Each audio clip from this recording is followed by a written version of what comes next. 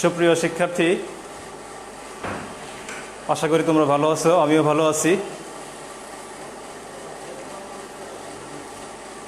আমরা কিন্তু এখনও কোভিড-19 মুক্ত হয় নাই। কোভিড-19 মুক্ত হওয়ার আগ পর্যন্ত আমাদের কিন্তু স্বাস্থ্যবিধি মেনে চলতেই হবে, এর কোনো বিকল্প নেই। গত ক্লাসে আমি তোমাদের হিসাব বিজ্ঞান বিষয়ের আর্থিক বিবরণী অধ্যায়ে পাঠদান শুরু করেছি। আমি এই আর্থিক বিবরণী অধ্যায়ের একটি সৃজনশীল প্রশ্ন নিয়ে আলোচনা করেছি। তোমরা তোমাদের টেক্সট বইটা খোলো, 172 পৃষ্ঠা বের করো। 172 পৃষ্ঠার দেখো সৃজনশীল প্রশ্ন 1। ঢাকার সততা ল চেম্বার এর 2017 সালের 31 ডিসেম্বর তারিখে রেওয়া মিল ও অন্যান্য প্রয়োজনীয় সমন্বয়ের বিষয় নিম্নরূপ। এই সৃজনশীল প্রশ্নের যে এখানে যে সৃজনশীল প্রশ্ন দেওয়া আছে ক খ গ উদ্দীপকের আলোকে, এই ক খ গ এর ভিতরে আমরা এই খ নম্বর প্রশ্নের উত্তর আমরা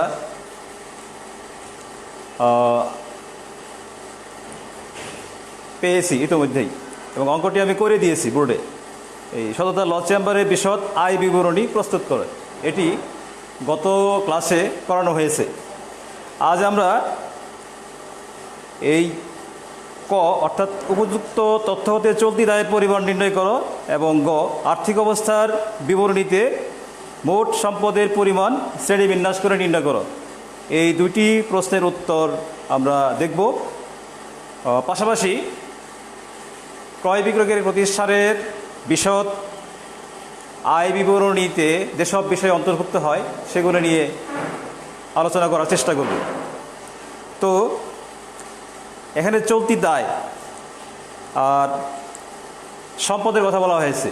আমরা এই প্রশ্নের উত্তর শুরু করার আগেই সম্পদ এবং দায় সম্পর্কে জানার চেষ্টা করব। সম্পদ এবং দায়, সম্পদ আর হচ্ছে কি দায়। এই দায় তোমরা জানো, ব্যবসা প্রতিষ্ঠান হিসাবকালের শেষ তারিখে এই আর্থিক অবস্থার বিবরণী তৈরি করে থাকে। এটি তৈরি করার উদ্দেশ্য হচ্ছে হিসাবকালের শেষ দিনে ব্যবসায়ের সম্পদ এবং দায় তথা মূলধনের পরিমাণ জানা। তো এই সম্পদটা কি? এই সম্পদ আমার আর্থিক বিবরণীতে অন্তর্ভুক্ত হবে এবং দায়টাও আর্থিক বিবরণীতে অন্তর্ভুক্ত হবে। এই সম্পদ কিন্তু আবার 4 প্রকার। একটি হচ্ছে কি স্থায়ী সম্পদ, স্থায়ী সম্পদ। 2 নম্বর কি তোমার দীর্ঘ মেয়াদি বিনিয়োগ। 3 নম্বর হচ্ছে চলতি সম্পদ। 4 হচ্ছে অলিক সম্পদ। অলিক সম্পদ। আমরা দায় এবং মূলধন আলোচনা করার আগে এই সম্পদগুলি সম্পর্কে একটু জ্ঞান লাভ করব। তাহলে এই স্থায়ী সম্পদটা কি? এই স্থায়ী সম্পদ হচ্ছে যে সম্পদগুলো ব্যবসা প্রতিষ্ঠানে দীর্ঘ মেয়াদে ব্যবহার করা হয়, যেগুলির মেয়াদকাল দীর্ঘতর হয়, মানে যে সম্পদের আয়ুষ্কাল সহজে শেষ হয় না, সেগুলি হচ্ছে কি স্থায়ী সম্পদ। তাহলে এই স্থায়ী সম্পদ কি? তোমার ভূমি, দালান কোঠা, আসবাবপত্র, অফিস সরঞ্জাম, যন্ত্রপাতি, এগুলি হচ্ছে স্থায়ী সম্পদ। দীর্ঘকাল এই সম্পদগুলি ব্যবসায়ে ব্যবহার করা যায়। আর দীর্ঘমেয়াদী বিনিয়োগ, এটাও এক ধরনের সম্পদ। দীর্ঘমেয়াদে যে বিনিয়োগগুলি ব্যবসা প্রতিষ্ঠানে করা হয় সেগুলি হচ্ছে দীর্ঘমেয়াদী বিনিয়োগ। ধরো আর চলতি সম্পদটা কি, যে সম্পদগুলি তোমার 1 বছরের মধ্যে অর্থাৎ হিসাবকালের সময়ের মধ্যে নগদ টাকায় রূপান্তর করা যায় সেগুলি হচ্ছে চলতি সম্পদ।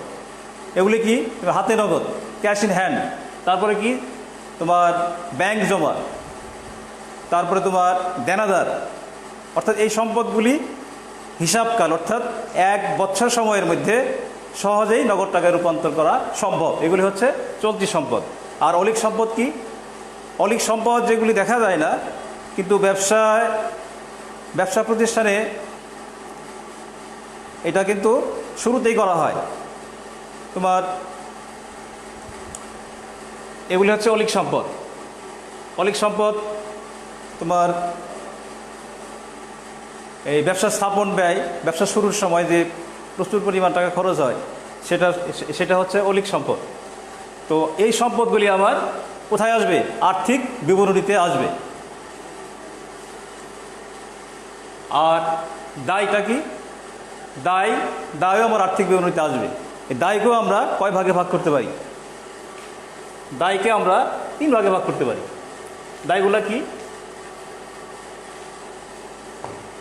এই দায় হচ্ছে তোমার দীর্ঘমেয়াদী দায়,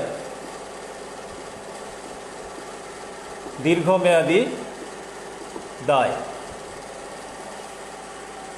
আর এটা কি, চলতি দায়। ঠিক আছে, দীর্ঘমেয়াদী দায় কোনটা, যে দায়গুলার অর্থ 1 বছরের অধিক কাল সময়ের পরেও পরিশোধ করা যাবে, সেগুলো দীর্ঘমেয়াদী দায়। দীর্ঘমেয়াদী ঋণ, বন্ধকি ঋণ, এগুলি হচ্ছে দীর্ঘমেয়াদী দায়। আর চলতি দায় হচ্ছে কি, যে দায়গুলা হিসাবকালের মধ্যেই পরিশোধযোগ্য, 1 বছর সময় অ্যাকাউন্টিং যে পিরিয়ড, সেই পিরিয়ডের মধ্যেই যে দায়গুলার অর্থ পরিশোধ করতে হয় সেগুলি হচ্ছে চলতি দায়। যেমন পাওনাদারটা কি, পাওনাদারের টাকা 1 বছরের মধ্যে পরিশোধ করতে হবে, সেটা হচ্ছে চলতি দায়। তারপরে আরেকটা বিষয় হচ্ছে মূলধন। মূলধন তো মালিকের নিকট ব্যবসা প্রতিষ্ঠানের দায়, এটা এক ধরনের দায়। এই সম্পদ এবং দায়গুলা আমার আর্থিক বিবরণীতে অন্তর্ভুক্ত হবে। এখন এই সম্পদ এবং দায় আর্থিক বিবরণীতে অন্তর্ভুক্ত করব আমরা কিভাবে, কোন প্রক্রিয়ায়? 2টা পদ্ধতি আছে, একটা হলো স্থায়ী অগ্রাধিকার পদ্ধতি আর একটা হলো তারল্যের অগ্রাধিকার পদ্ধতি। এই সম্পদ এবং দায় আমরা আর্থিক বিবরণীতে অন্তর্ভুক্ত করব, তার জন্য 2টা পদ্ধতি আছে। একটা হচ্ছে কি, এই স্থায়ী অগ্রাধিকার পদ্ধতি, আরেকটা কি তারল্যের অগ্রাধিকার পদ্ধতি। তারল্যের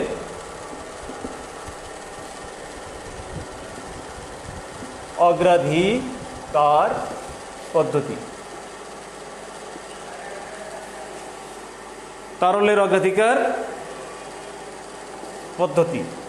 এখন এইটা কি, স্থায়িত্বের অগ্রাধিকার পদ্ধতি। স্থায়ী অগ্রাধিকার না তো স্থায়িত্বের অগ্রাধিকার, স্থায়িত্বের অগ্রাধিকার পদ্ধতি। এটা হচ্ছে যে তোমার যে সম্পদগুলি আলোচনা করলাম, স্থায়ী সম্পত্তি, দীর্ঘমেয়াদী বিনিয়োগ, চলতি সম্পত্তি এবং মৌলিক সম্পত্তি, যে সম্পত্তির স্থায়িত্ব দীর্ঘকাল সেটি তোমার আর্থিক বিবরণীতে আগে লিখতে হবে। তারপরে কি দীর্ঘমেয়াদী বিনিয়োগ লিখতে হবে, তারপর চলতি সম্পত্তি আর্থিক বিবরণীতে অন্তর্ভুক্ত করতে হবে, সর্বশেষে মৌলিক সম্পত্তি আর্থিক বিবরণীতে অন্তর্ভুক্ত করতে হবে। অর্থাৎ আমি যখন আর্থিক বিবরণী তৈরি করব, সম্পদ যখন দেখাবো, তখন প্রথমে আমার আসবে কি স্থায়ী সম্পত্তি, তারপরে আমি লিখব দীর্ঘমেয়াদী বিনিয়োগ, তারপরে আমি লিখব চলতি সম্পদ, তারপরে আমি শেষে গিয়ে লিখব মৌলিক সম্পদ। একইভাবে আমি যখন দায় অন্তর্ভুক্ত করব, তখন প্রথমে আমার আসবে কি দীর্ঘমেয়াদী দায়, তারপরে আসবে কি চলতি দায়, তারপরে আমার মূলধন। আর তারল্যের অগ্রাধিকার পদ্ধতি, এটা কি এই স্থায়িত্বের অগ্রাধিকার পদ্ধতি ঠিক উল্টোটা। আমি যেমন যে সম্পত্তি দীর্ঘমেয়াদী কারবারে বিনিয়োগ করব সেটা আগে দিব, এটা যাবে একদম শেষে। তারল্যের অগ্রাধিকার পদ্ধতিতে প্রথমে আসবে কি চলতি চলতি সম্পদ, চলতি সম্পদের পরে আসবে দীর্ঘমেয়াদী বিনিয়োগ, তারপরে আসবে কি স্থায়ী সম্পদ, শেষে গিয়ে আমি দিব অলিক সম্পদ। আর দায় আমি লিপিবদ্ধ করব কিভাবে? প্রথমে দিব আমি চলতি দায়, তারপরে দিব আমি দীর্ঘমেয়াদী দায়, তারপর মূলধন। এইভাবে আমি আর্থিক বিবরণীতে সম্পদ এবং দায় এই তারল্যের অগ্রাধিকার পদ্ধতিতে অন্তর্ভুক্ত করব। তো আমরা গত ক্লাসে যে সৃজনশীল প্রশ্নটি নিয়ে কথা বলেছিলাম, সেখানে খ নম্বর প্রশ্নের উত্তর আমরা করে দিয়েছি। এখানে কি সততা ল চেম্বারের বিশদ আয় বিবরণী প্রস্তুত করো। এই সততা ল চেম্বার একটা সেবা প্রদানকারী ব্যবসা প্রতিষ্ঠান। তো এই সততা ল চেম্বারের বিশদ আয় বিবরণী আমরা গত ক্লাসে প্রস্তুত করেছি। আজ আমরা এই সততা ল চেম্বারের চলতি দায়ের পরিমাণ নির্ণয় করব। আর কি করব? আর্থিক অবস্থার বিবরণীতে মোট সম্পদের পরিমাণ শ্রেণীবিন্যাস করে আমরা উপস্থাপন করব। এই দুটি কাজ আমরা করব। তাহলে চলতি দায়ের পরিমাণ নির্ণয় করতে হবে।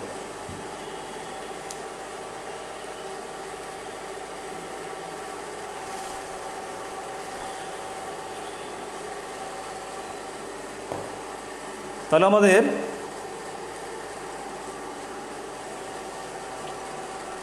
ক নম্বর প্রশ্নের উত্তর আমরা কথা বলবো। ক নম্বর প্রশ্ন, সততা ল চেম্বারের চলতি দায়ের পরিমাণ। আমরা টাইটেলটা লিখে নেই, সততা ল চেম্বারের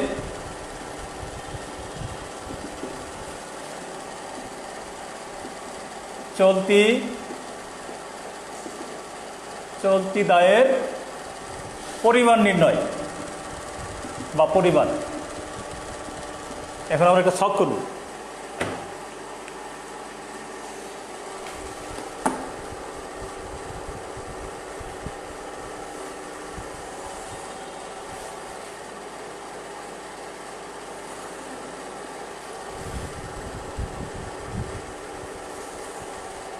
তোমরা খাতায় ছক করো।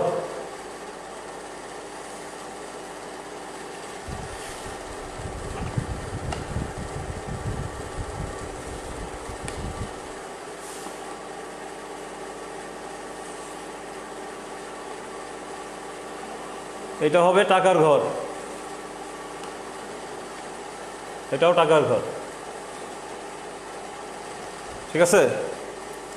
তাহলে এই ঘরে আমরা লিখব বিবরণ।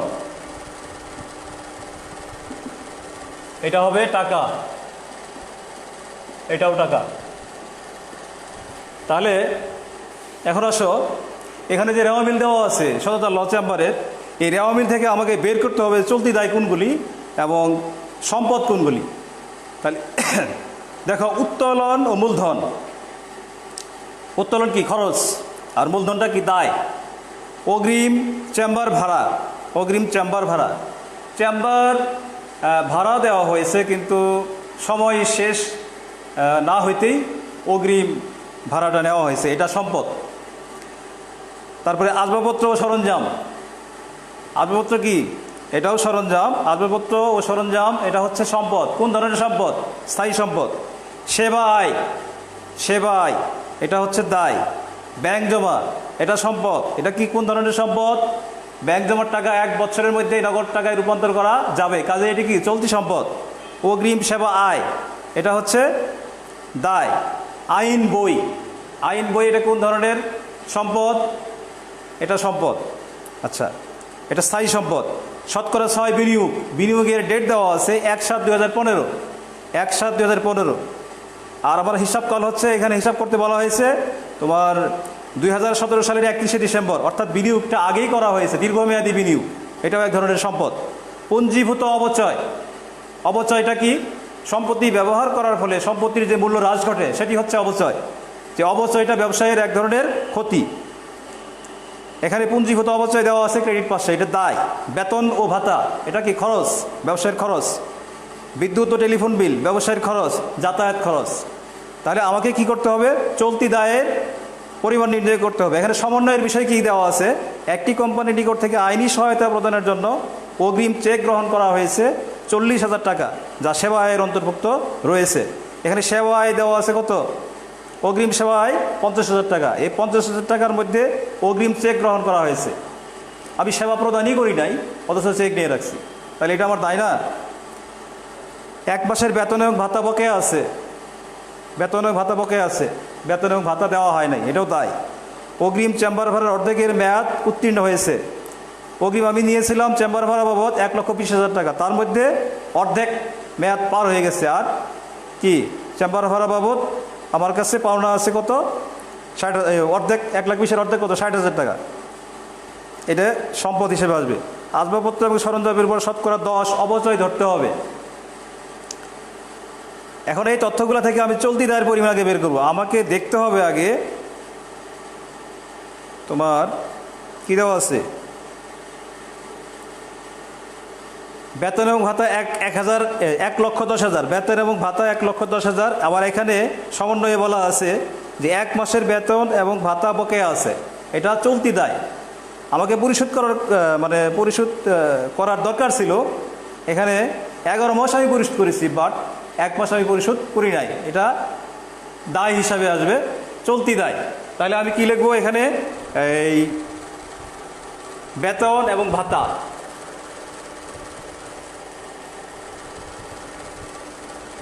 বেতন ও ভাতা,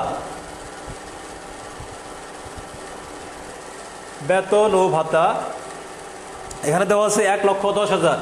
তাহলে আবার সমন্বয়ে বলা আছে 1 মাসের বেতন এবং ভাতা বকেয়া রয়েছে। এটা আমি কীভাবে বের করবো? এই 1,10,000কে আমি কি করব? 11 দিয়ে ভাগ দিব। 11 দিয়ে ভাগ দিয়ে যা আসবে সেটাকে 1 দিয়ে গুণন করলে যা হবে সেটা হবে 1 মাসের বকেয়া বেতন এবং ভাতা, সেটা আমার চলতি দায় হিসাবে। এখানে ব্র্যাকেটে লিখে দেই, কি লিখবো আমি?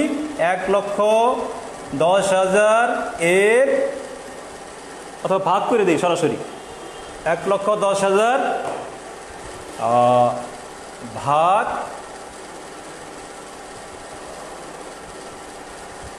1,10,000 ভাগ কত? আরে 11, এটা কত আসবে? 1,10,000কে যদি আমি 11 দিয়ে ভাগ দেই কত আসবে? 10,000। তাহলে আমি সরাসরি এই 10,000 টাকা আমি এখানে লিখে দেবো, এটা আমার চলতি দায়। 10,000 টাকা আমার চলতি দায়। আচ্ছা, তারপরে কি আছে? একটি কোম্পানির নিকট থেকে আইনি সহায়তা প্রদানের জন্য অগ্রিম চেক গ্রহণ করা হয়েছে 40,000 টাকা, যা সেবা আয়ের অন্তর্ভুক্ত রয়েছে। এখানে সেবা আয় কত? অগ্রিম সেবা আয় 50,000 টাকা। এখানে লিখি আমি অগ্রিম সেবা আয় কত? 50,000 টাকা। আমি লিখবো ইনার কলাম, এটা হলো ইনার কলাম, এটা আউটার কলাম।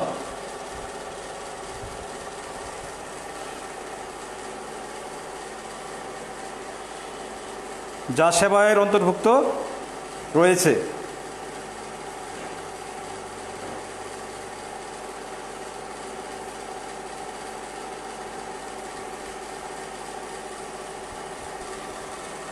তাহলে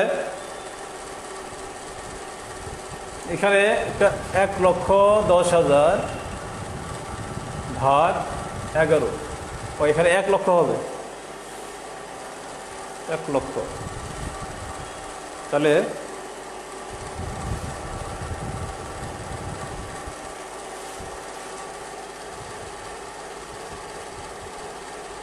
$10,000 আর অগ্রিম সেবা আয় হলো 50,000 যোগ এখানে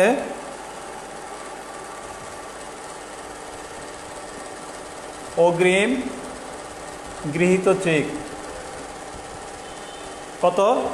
40,000, এ হইল 90,000। তাহলে এই কটা যোগ করলে কত হবে? এটাই হবে আমার চলতি দায়।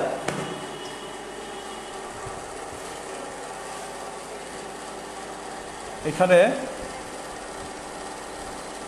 মোট কত হবে?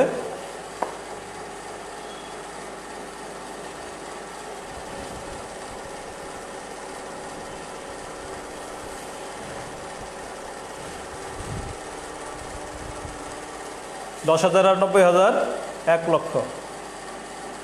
1 লক্ষ।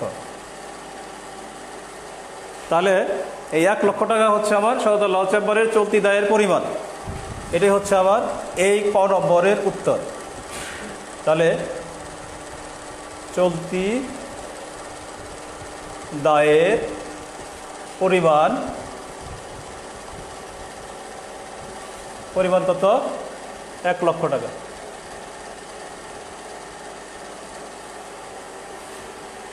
সততা ল চেম্বারের চলতি দায়ের পরিমাণ 1 লক্ষ টাকা। আচ্ছা, এরপরে আমরা যেটা করব সেটা হলো গ নম্বর প্রশ্নের উত্তর। দেখো, আর্থিক অবস্থার বিবরণীতে মোট সম্পদের পরিমাণ শ্রেণী বিন্যাস করে নির্ণয় করো। আর্থিক অবস্থার বিবরণী আমরা করব। এখানে যেহেতু দায়ের কথা বলা নাই, অর্থাৎ শুধু সম্পত্তিটা দেখাতে বলা হয়েছে, কাজে এই আর্থিক বিবরণীটা হবে আমার আংশিক আর্থিক বিবরণী। আর্থিক অবস্থার বিবরণীটা হবে কি? আংশিক। যদি দায়ের কথা বলা থাকতো তাহলে সেটা হয়তো কি সম্পূর্ণ আর্থিক অবস্থার বিবরণী। তাহলে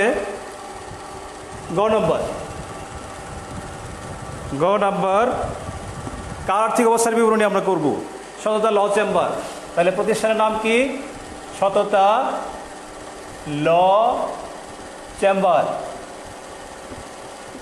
সততা ল চেম্বার।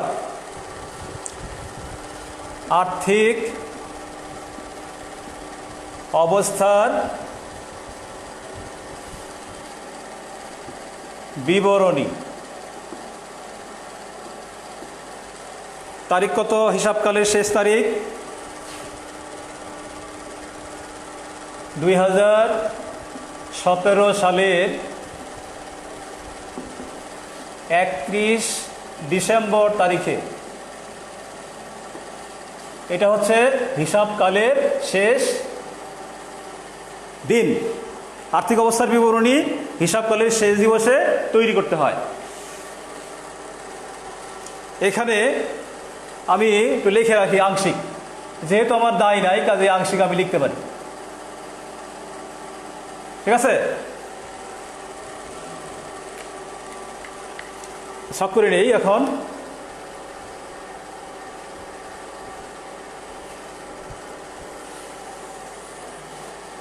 ছক করো, খাতায় ছক করো।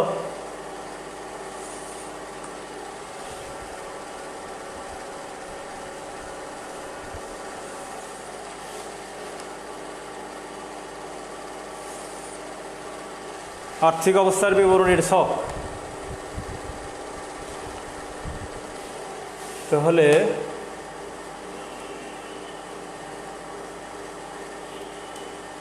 ঘর হবে 3টা, মানে কলাম 3টা হবে।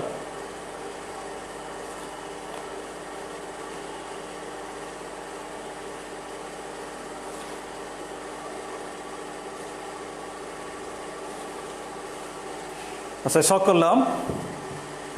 এখন এখানে আমি লিখব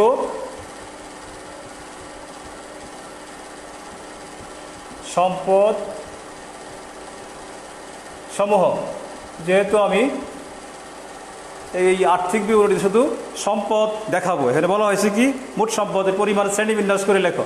শ্রেণীবিন্যাস মানে কি? স্থায়ী সম্পদ, তারপরে তোমার দীর্ঘমেয়াদী বিনিয়োগ, চলতি সম্পদ এবং মৌলিক সম্পদগুলি আমি এখানে শ্রেণীবিন্যাস করে লিখবো।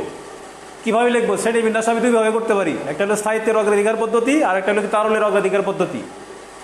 তাহলে এখানে লিখবো টাকা, এটাও টাকা, এই ঘরেও টাকা। ঠিক আছে, তাহলে আমি এটা করি স্থায়ী।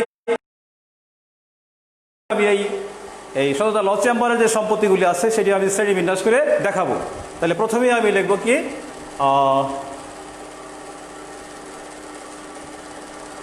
স্থায়ী সম্পদ। স্থায়ী সম্পদ।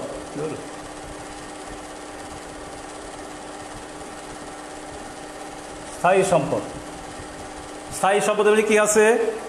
এখানে দেখো আসবাবপত্র ও সরঞ্জাম, এটি হচ্ছে স্থায়ী সম্পদ। তাহলে এখানে আমি লিখতে পারি আসবাবপত্র ও সরঞ্জাম। সরঞ্জাম কত টাকা? রেওয়া মিলে দেওয়া আছে ৮০,০০০ টাকা, ৮০,০০০ টাকা, ৮০,০০০ টাকা। তারপরে কি বলছে, সমন্বয়ে কি বলা হয়েছে, আসবাবপত্র সরঞ্জাম এবার শতকরা 10 অপচয় ধরতে হবে। আবার রেওয়া মিলে দেওয়া আছে পুঞ্জীভূত অপচয় সরঞ্জাম কত, ১৬,০০০ টাকা। এই দুইটা যোগ করে আমার এই ৮০,০০০ টাকা বাদ দিয়ে লিখতে হবে। তাহলে কি বাদ, বাদ কোথাও লেখা যাবে, বিয়োগ চিহ্ন দিয়ে দেখানো যাবে। কি লিখবো আমি, পুঞ্জীভূত অপচয়, পুঞ্জীভূত অবচয় কত টাকা, ১৬,০০০ যোগ ৮০,০০০ টাকার শতকরা 10% কত, ৮,০০০। তাহলে ১৬,০০০ আর ৮,০০০ কত, ২৪,০০০। বিয়োগ করলে কত হয়, ০ ০ ০, এই ১০ থেকে ৪ গেলে ৬, হাতে থেকে ১, ১ আর ২ ৩, ৮ থেকে ৩ গেলে ৫, ৫৬,০০০ টাকা। আর কি আছে স্থায়ী সম্পত্তির মধ্যে, আইন বই, আইন বই আছে,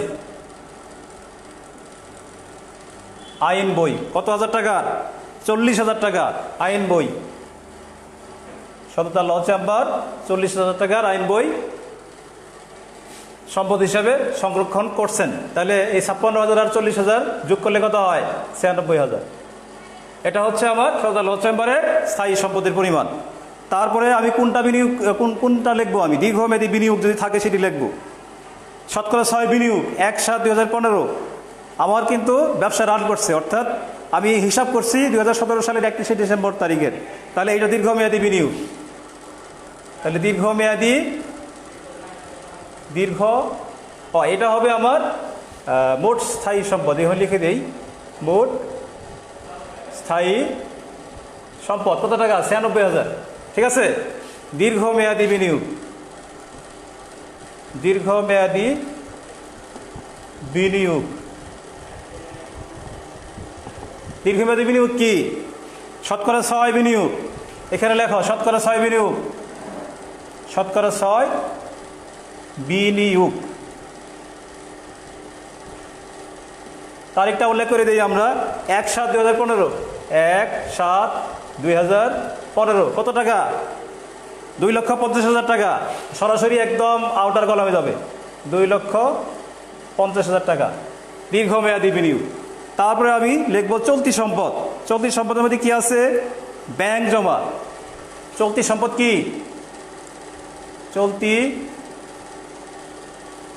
চলতি সম্পদ, চলতি সম্পদে কি আছে, ব্যাংক জমা আছে। ব্যাংক জমা কত টাকা, ব্যাংক জমা কত টাকা দেওয়া আছে, রেওয়া মিলে দেখো ২,০০,০০০ টাকা, ২,০০,০০০ টাকা ব্যাংক জমা। শব্দ একটা কম হয়ে গেল, ২,০০,০০০ টাকা। তারপরে আছে অগ্রিম চেম্বার ভাড়া। তাহলে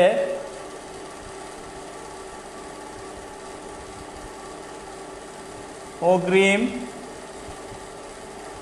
চেম্বার ভাড়া কত টাকা, ১,২০,০০০, ১,২০,০০০। এখান থেকে বাদ যাবে, কি বাদ যাবে, তোমার অগ্রিম চেম্বার ভাড়া অর্ধেকের মেয়াদ উত্তীর্ণ হয়ে গেছে, আর বাকিটা চলতি সম্পদ হিসাবে থাকবে। বাদ মেয়াদ উত্তীর্ণ, মেয়াদ উত্তীর্ণ কত, অর্ধেক, ১,২০,০০০ অর্ধেক কত, ৬০,০০০। তা থাকলো কত, ৬০,০০০। আচ্ছা, ৬০,০০০। আর কি আছে, এই যে শতকরা ৬ বিনিয়োগ, দীর্ঘমেয়াদী বিনিয়োগ করা হয়েছে কত, ৫০,০০০ টাকার শতকরা ৬ বিনিয়োগ। এখানে ১/৭/২০১৫, ১/৭/২০১৫তে বিনিয়োগ করা হয়েছে। কাজেই আমি হিসাব করছি ২০১৭ সালের পুরো বছর ধরে, অর্থাৎ ১২ মাসের। এখানে শতকরা ৬ কত টাকা লাভ আসবে সেটা আমাকে দেখাইতে হবে চলতি সম্পদ হিসাবে। তাহলে এটা আমি লিখে দেই, কী লিখবো আমি, বিনিয়োগের বকেয়া সুদ, বিনিয়োগের বকেয়া সুদ শতকরা 6% বিনিয়োগ করে 2,50,000 টাকার শতকরা 6% কত আসে? 2,50,000-এর শতকরা 6 বিনিয়োগ কত আসে? এইটা কাটি দিলাম 0 0 5 6 30 0 হাতের হলো 3 6 দোকানে 12 আর 3 15,000 টাকা 15,000। তাহলে কত? এই 2,60,000 আর 15,000, তাহলে 2,75,000 টাকা। 2,75,000 টাকা এটা হচ্ছে আমার মোট চলতি সম্পদ। তাহলে মোট চলতি সম্পদ আর মোট স্থায়ী সম্পদ আর দীর্ঘমেয়াদী বিনিয়োগ, এই তিনটা মিলে যা হবে তাই হচ্ছে আমার সততা ল চেম্বারের কি মোট সম্পদের পরিমাণ। তাহলে এই পাশে আমি যোগ করে লিখি, তোমার স্থায়ী সম্পদ হচ্ছে 96,000, স্থায়ী সম্পদ 96,000, দীর্ঘমেয়াদী বিনিয়োগ 2,50,000 টাকা, আর মোট চলতি সম্পদ হচ্ছে কত? 2,75,000। তাহলে মোট কত হইল? 0 0 0 11 এখান থেকে 1 10 15 15 আর হলো 7 22-এর 2 হাত থেকে 2 2 আর 2 4 আর 2 6 6,21,000 টাকা। তাহলে টোটাল সম্পদের পরিমাণ হচ্ছে 6,21,000 টাকা। তাহলে উত্তরে কি লিখবো আমরা? যে সততা ল চেম্বারের মোট সম্পদের পরিমাণ 6,21,000 টাকা। আমি সম্পদ কিন্তু আর্থিক অবস্থার বিবরণীতে শ্রেণীবিন্যাস করে দেখিয়েছি। কিভাবে? সাহিত্যের ক্রম অনুসারে। সাহিত্য, এই আসবাবপত্র, তারপরে আইন বই, এগুলি হচ্ছে স্থায়ী সম্পদ। তারপরে দীর্ঘমেয়াদী বিনিয়োগ, তারপরে চলতি সম্পদ। আমরা এই আর্থিক অবস্থার বিবরণীতে স্টেটমেন্ট ইন ফিনান্সিয়াল পজিশনে আমরা কি পুট করেছি। আর যদি আমরা যদি তারল্যের অগ্রাধিকার পদ্ধতিতে লিখতাম তাহলে কি আগে যাইতো? আগে যাইতো কি? চলতি সম্পদ, তারপরে যাইতো কি? দীর্ঘমেয়াদী বিনিয়োগ, সবশেষে যাইতো কি? স্থায়ী সম্পদ। শেষে আমরা কি করতাম? মৌলিক সম্পদ দেখিয়ে দিতাম। তাহলে এইভাবে আমাদের এই আর্থিক অবস্থার বিবরণীতে সম্পদ কি করতে হবে? বলি শ্রেণীবিন্যাস করে লিখতে হবে। তো আজ এই পর্যন্তই। আমরা আগামী ক্লাসে এই ক্রয় বিক্রয়কারী ব্যবসা প্রতিষ্ঠানের যে বিশদ আয় বিবরণী, সেই বিশদ আয় বিবরণীর ছকটা আমরা আগে দেখব বোর্ডে, তারপর আমরা সৃজনশীল অঙ্ক করব। পাশাপাশি এই হিসাব বিজ্ঞানের যে নীতিগুলি আছে সেই নীতিগুলো নিয়েও আমরা কথা বলব। তোমরা বাসায় পড়াশোনা করবে, পড়াশোনা না করলে কিন্তু কিছুই বুঝবে না। ঠিক আছে? তোমরা সবাই ভালো থাকো। খোদা হাফেজ।